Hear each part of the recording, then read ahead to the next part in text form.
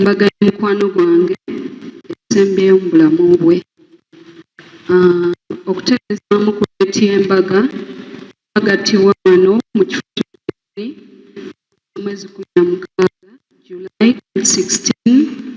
Tumaze emyaka 10 emitukuvu mu bufumbo n'egyekyeyo 11. Nebaza Mukama ku lw'obulamu bwa Wamala abadde muntu owavaayo, ekyo mwakimanyi, era ye muntu abadde awo nga always mugamba nti life is too short to keep in misery, nga kitwala ddala kituufu. Nebaza Mukama obulamu bwe abunyumiddwa nga bwina okuba. Abakimanyi bakimanyi, mu byonna twebaza Katonda.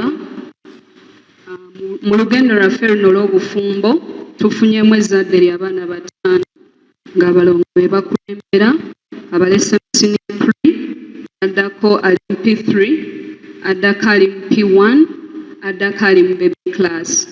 Nzikiriza nga Mukama ye mubeezi, bajja kusoma batuuke ku ekyo ky'abadde ayayanira abaana be bafuuke.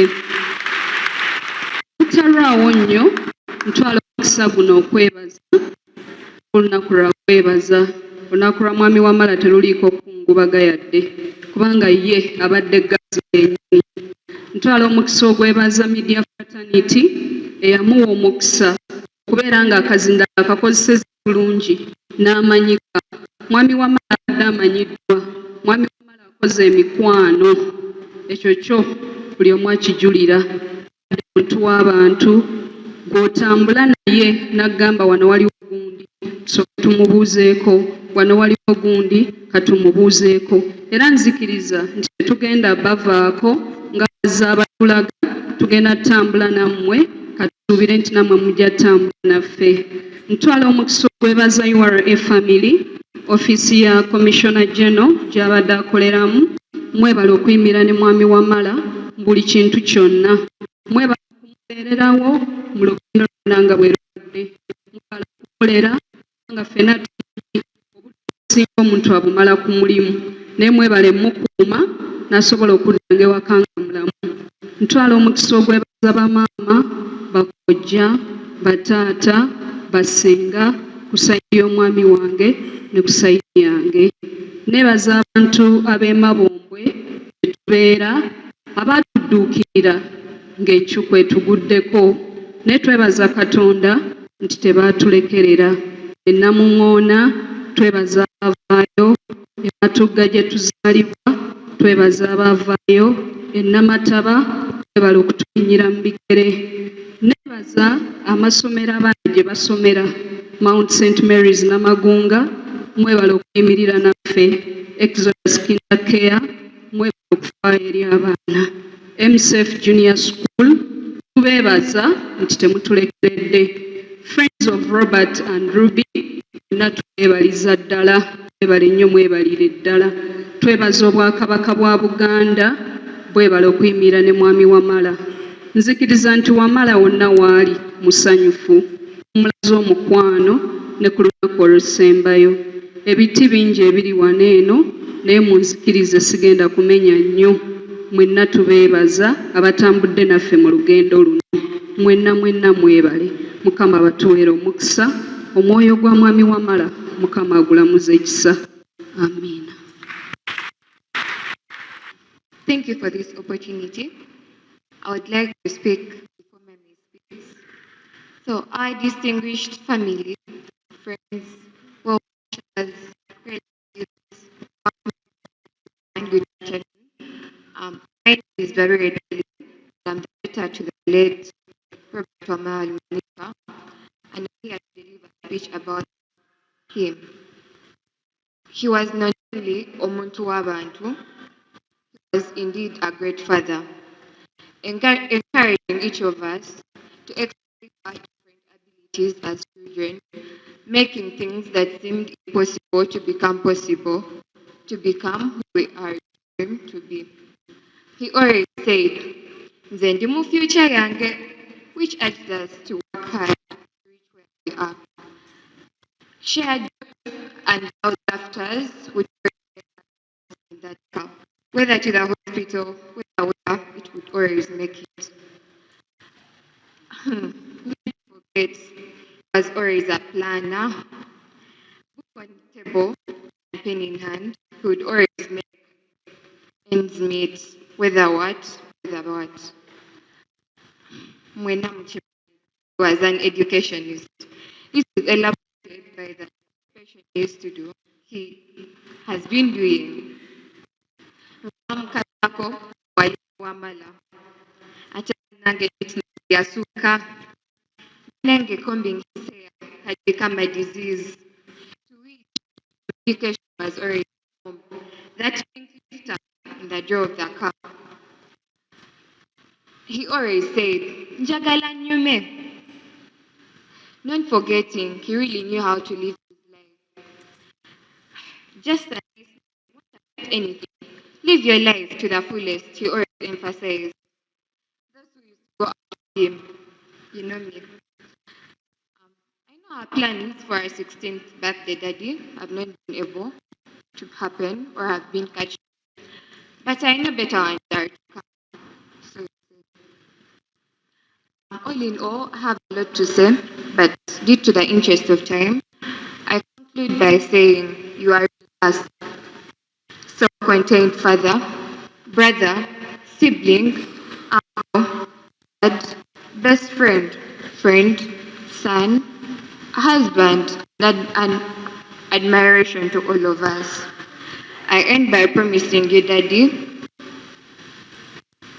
to accomplish your dreams that you always wished for, and to become who you wanted me to become. May your soul rest in peace. Mwalimu Wamala, Robert Chamani.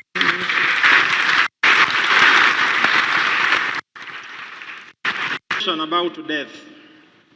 Nachunga kituyambako. Ni walo consolation singa. Abantu abamu balowooza nti kubeera mu nsi muno eternity obulamu obutaggwaawo oba okubanga omanyiddwa forever and ever. Waliwo abamu abalowooza nti bubeera mu nsi muno n'obeera ne tutomu n'okankanya ng'abo abaakankanyanga emivule gya Lebanon nti bajja kunzijukiranga oba nja kubeerawo erinnya lyange linabeerangawo. Waliwo skulu y'abantu ng'abo. Ate ne wabeerawo agamba nti mu nsi muno lya Kyakala zaala abaana bangi era baganda wano ndowooza bagamba kuzaala kola ki kuzuukira si bamugamba naye eyo consolation kweka kubeera alala ng'ekino kituufu ekya Yesu kuzuukira n'obulamu akkiriza gafudde obulamu obutaggwaawo ojja kubeera mulamu bw'onoobeera mu Kristo forever never. Era Yokaana ng'awandiika mu kubikkulirwa essula y'e14 nti balina omukisa abafiira mu Mukama waffe. Era tumanyi nga tukkiriza nti owooluganda ono Robert Wamala afiiridde mu Kristo. Mukama yeebaze nnyo. Naye abalala tunaafiira mu ani mu nsi muno? Tunaafiira mu bino ebiggwaawo. Kale abooluganda njagala mbakubirize nga nange neekubiriza nti si kutuwandiikako buwandiisi. Akagambo ako nako kakolererwa. Tutera ogamba RIP, tekagamba rest in peace. Kale Bayibuli eyogera mu Isaaya 5:7 olunyiriri olwokubiri nti bawummula emirembe ku bitanda byabwe abo abafiira mu Mukama, abafiira mu Katonda ng'okkiriza. Toli mutemu, toli mubbi, toli mutamivu, toli mwenzi, tolina kutya, towaana banno. Eriyo abantu abaagaliza naawe okufa mukimanyi ne babatema. Naye oyo aba yakufiiridde naawe olinda luki? Lulwo. Era Bayibuli kyeva etugamba nti muti oyo alina obuyinza ku mubeere ne ku mwoyo. Omwoyo gw'oluganda Robert mulamu.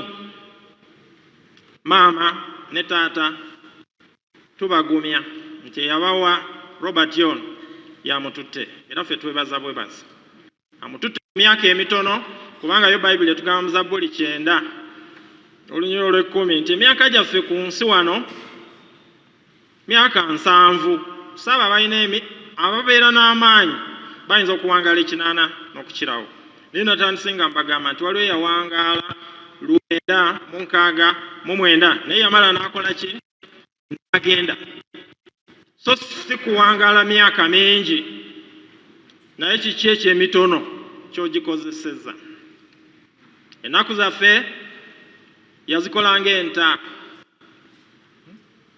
tewali mu nsi muno ku kalenda ya Katonda aliwangaala wadde olunaku lumu ebigambo ebyo byali mu Zabbuli ey'ekyenda olunyiro lw'okuna n'olwokutaano nti emyaka 10 lwe lunaku lumu oyo mwami eyawangaala emyaka emingi yaweza nebakolako obulabe omuntu ono bw'abanga anaatera okufa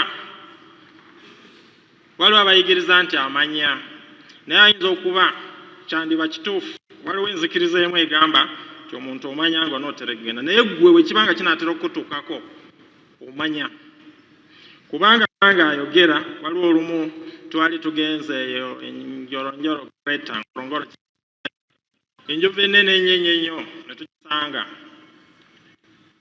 ne tuyimirira yali yagala kusala kkubo ne tuyimirira yali avuga temusana mukka musirike naye ng'etuli mita ntono nnyo awo twalabira ddala nga kaseera kakufa naye bwe twasirika ne kunkumula amatu gaayo ne gazaawo awo eba ekyajinga bwe kukola amatu bweti bwe yalaba nga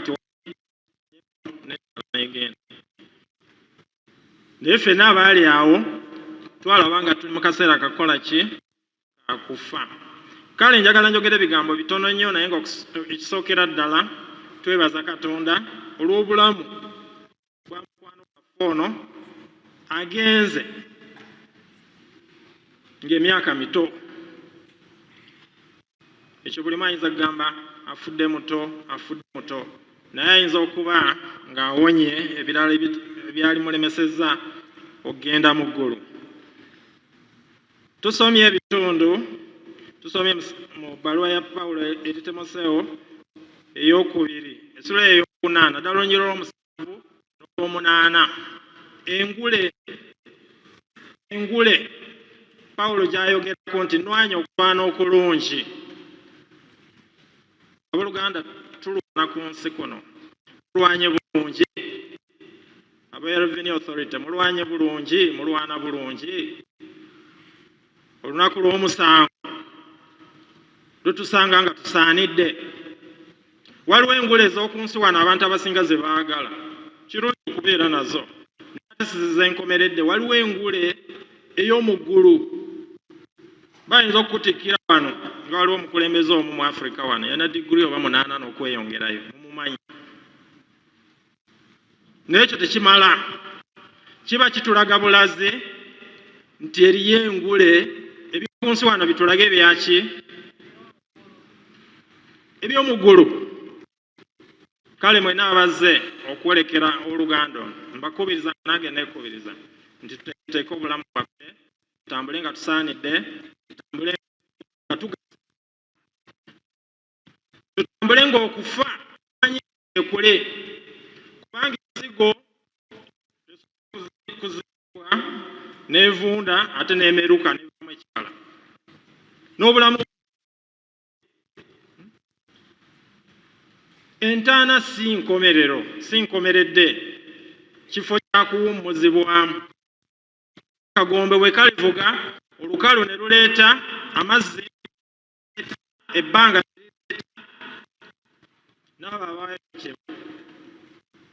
guno ogufuna nyisibwamu ogutakola ki ayogera ebigambo ebyo mbaluwa ey'olubereso lw'ekumi omwana mulungi yatuddeko era bwe tusoma mu Isaaya essula eya 5:7 nti abantu bavumiitiriza bavudde tebafaayo kubuuza nti lwaki Katonda akikoze. Ansa eweebwa oluusi Katonda akozeewo akowoirira. Kale tetumanyi lwaki amugyewo, naye ate tetulina kubuuza nnyo kubanga tetwali naye, tetwateesa naye, Katonda ng'amutuwa. Era ebigambo ebyo tubikozesa na kaakano. Yamutuwa ate amukoze ki? Amugyewo. Naye ffe abantu tukimanyi kubanga tukimanyi naddala wano ffe abadduga. Ne kuleva egamba nti omuntu teyeefiira, wabeerawo ekirala. Kagube omusujja gwe tumanyi era waliwo eyalisa ensiri empuma n'emulwaza ki? Omusujja. Ebyo byonna bijja kubanga tukkiriza nti obulamu buliko nnyiniko. Ensi yabaddewo nga munnaffe ono taliiwo, n'ekiseera kye yamutwazika kye tuba tujja wano ne twebaza. Because the world would have been without. Naye Bayibuli kubanga era yetugamba mu Barumi essula 12 nti mukaabire wamu n'abo abakaaba ate era musanyuke n'abo abakola ki? Abasanyuka. Kale muzze tukaabe tusaasire abaana nga bwe mbalabye. Waliwo no wa baby class. Maama omukyala ne tukusaasira, embaga yakajeebeerewo wano mu Lutikko. Myaka si mingi abazadde